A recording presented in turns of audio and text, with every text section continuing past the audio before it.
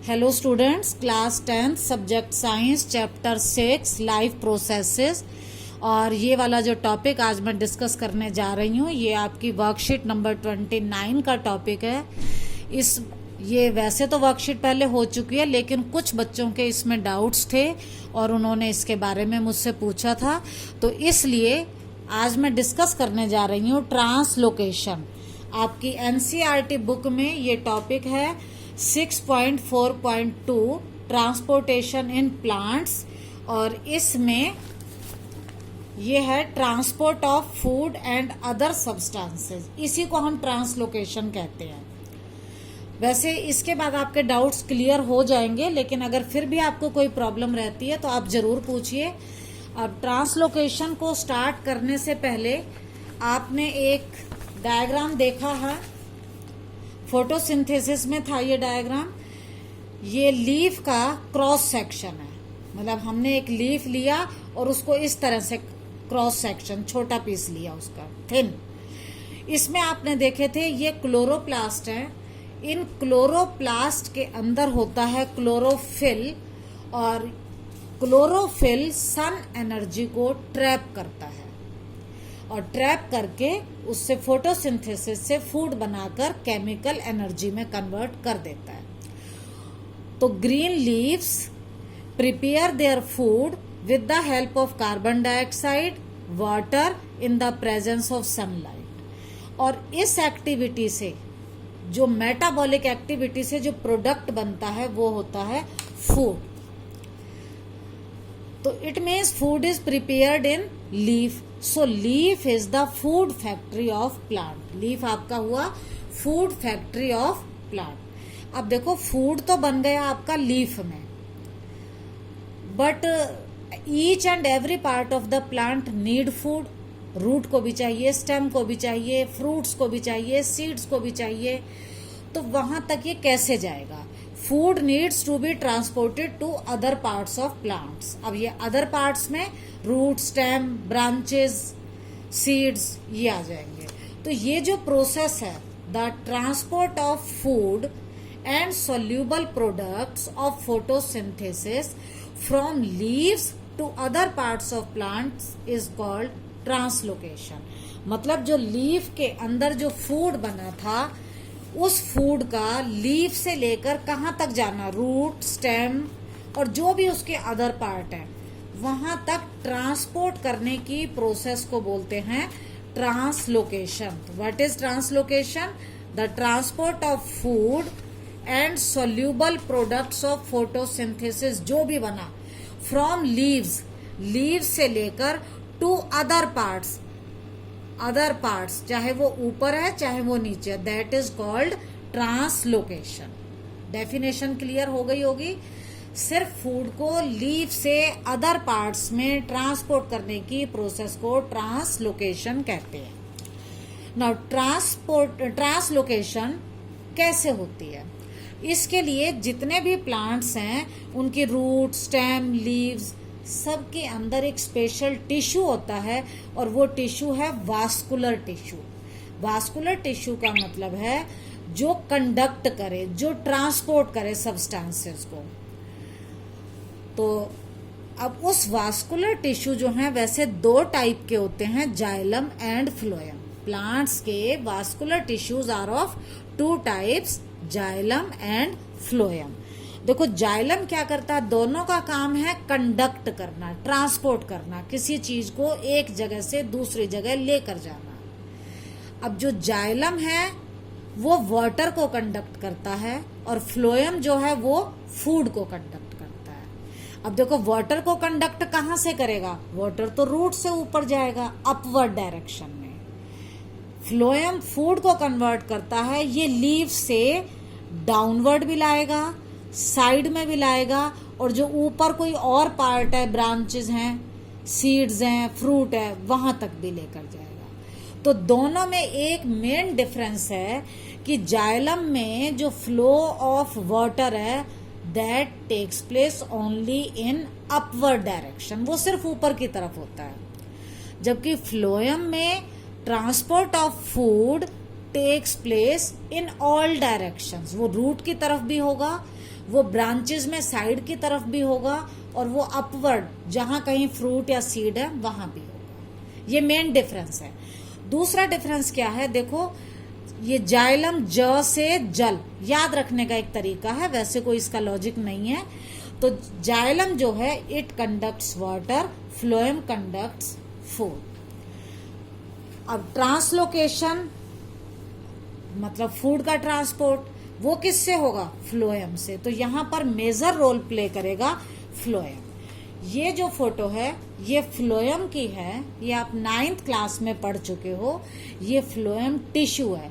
Tissue का मतलब इसमें there are a number of cells, बहुत सारी सेल्स हैं। कौन कौन सी हैं, देखो एक है ये सीव ट्यूब।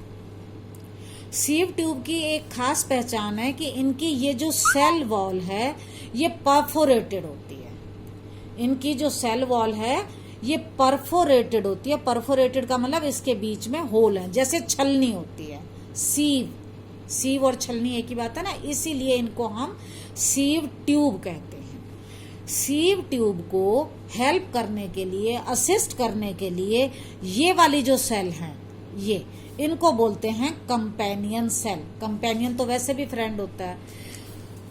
और इसके अलावा इसमें है फ्लोएम पैरेन्काइमा और एक होता है फ्लोएम फाइबर। तो फ्लोएम के अंदर there are 4 types of cells. कौन कौन सी, sieve tube, companion cell, phloem parenchyma and phloem fibre. इनमें से ये जो 2 हैं, sieve tubes and companion cells, they play a major role in translocation. Main role इन्हीं 2 सेल्स का होता है ट्रांसलोकेशन में। ये मैं आपको बता ही चुकी हूं कि अपवर्ड, डाउनवर्ड, ऑल डायरेक्शंस में जाता है। और अब इसमें से क्या क्या जाता है, फ्लोएम ट्रांसपोर्ट्स, एक तो फूड आपको पता ही है, इसके अलावा अमीनो एसिड्स और भी कोई सॉल्यूबल सब्सटेंस है तो उसको भी ट्रांसफर करता है। कहाँ ट्रांसफर करता है, डिफरेंट ऑर्गन में, जैसे रूट में, फ्रूट में, सीड में, ग्रोइंग ऑर्गन जैसे बड हो गई, तो सब तक ये ट्रांसपोर्टेशन कौन करता है, फ्लोएम। अब जैसे कैरेट में आप देखो तो वहां फूड स्टोर होता है, तो वो भी ट्रांसपोर्ट किससे होता है, फ्लोएम से। चलो नेक्स्ट, अब यहां से जो ट्रांसलोकेशन है, मतलब इस फ्लोएम की वजह से जो फूड एक पार्ट से दूसरे पार्ट में जाएगा, उसके लिए रिक्वायरमेंट होती है एनर्जी की। अब आप अलग से देखोगे तो ये है सीव ट्यूब, ये इसकी कंपेनियन सेल है, और ये वो सीव वाला परफोरेटेड पोर्शन है। परफोरेटेड जैसे छलनी होती है, इस तरह से, सीव की तरह से। अब ये आपका कंपेनियन सेल है, ये थोड़ा बड़ा करके दिखा रखा है, और ये आपकी सीव ट्यूब है, और ये आपका सीव वाला पोर्शन है। दोबारा देखिए, ये लीफ है, लीफ के अंदर फूड बना, फूड जो बना वो सुक्रोज की फॉर्म में था जब स्टोर होता है। अब इस सुक्रोज को कहाँ जाना है, फ्लोएम के थ्रू, मान लो नीचे वाली रूट में जाना है। ये मान लो रूट की सेल है, देखो ये लीफ है, ये रूट है। लीफ में फूड प्रिपेयर हुआ और इस फूड को लीफ से कहाँ जाना है, रूट तक। तो यहां से जो सुक्रोज है वो पहले कंपेनियन सेल से जाएगा फ्लोएम के अंदर, लेकिन इस ट्रांसपोर्ट के लिए एनर्जी इज रिक्वायर्ड। एनर्जी की जरूरत होती है, और वो एनर्जी होती है एटीपी की फॉर्म में। Translocation in phloem require utilisation of energy from ATP.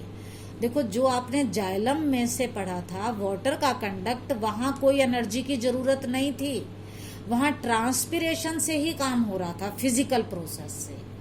ये भी एक डिफरेंस है। लेकिन फ्लोएम में अगर ट्रांसलोकेशन होगा, फूड का ट्रांसपोर्ट होगा, तो utilisation of energy from ATP is required. ATP energy currency है, वहां से एनर्जी आएगी। अब इस एनर्जी की वजह से क्या होगा, ये जो सुक्रोज है एटीपी एनर्जी को यूज करके कहाँ आ गया, फ्लोएम टिश्यू के अंदर। ये फ्लोएम टिश्यू की सेल है, ये वाली, ये सीव ट्यूब के बीच में। और ये जाइलम से आ गया वाटर, तो इस एरिया में ऑस्मैटिक प्रेशर इंक्रीज हो जाता है, क्योंकि यहां से सुक्रोज आया और जब सुक्रोज आया तो इधर से वाटर आया और यहाँ पर जो ऑस्मोटिक प्रेशर है वो इंक्रीज हो गया। देखो, sucrose enters phloem using energy in form of ATP और जाइलम से वाटर अंदर मूव कर गया कंसंट्रेशन के लिए, तो यहाँ पर osmotic pressure in phloem increases, यहाँ पर ऑस्मोटिक प्रेशर इंक्रीज हो गया।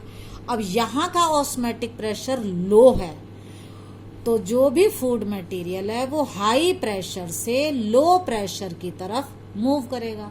तो देयरफॉर ये वाला material moves from high pressure to low pressure और ये कहाँ आ जाएगा, रूट तक। तो ये हो गया यहाँ पर transportation. Is it clear now?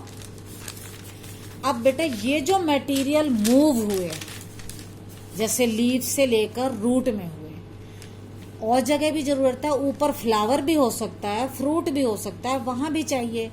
तो जिस तरह की जहां रिक्वायरमेंट होती है मटेरियल की, वहां ये ट्रांसफर होते हैं। किसकी वजह से? Due to increase in osmotic pressure. यहाँ ऑस्मोटिक प्रेशर ज्यादा है, इसके आसपास जिस भी एरिया में प्रेशर लो होगा ये वहीं ट्रांसफर हो जाएगा। तो ये था हमारा ट्रांसलोकेशन। ऐसे ही जब स्प्रिंग सीजन होता है, बसंत ऋतु, तब आपने देखा होगा बर्ड से नए नए फ्लावर फ्रूट बहुत होते हैं। तो उस समय जो एनर्जी की रिक्वायरमेंट होती है तो वो एनर्जी फ्लोएम के थ्रू ही फूड से ट्रांसपोर्ट होती है। कहाँ तक? ग्रोइंग बड तक। If any doubt, you may ask me or you may ask me in comment section of this video. Okay.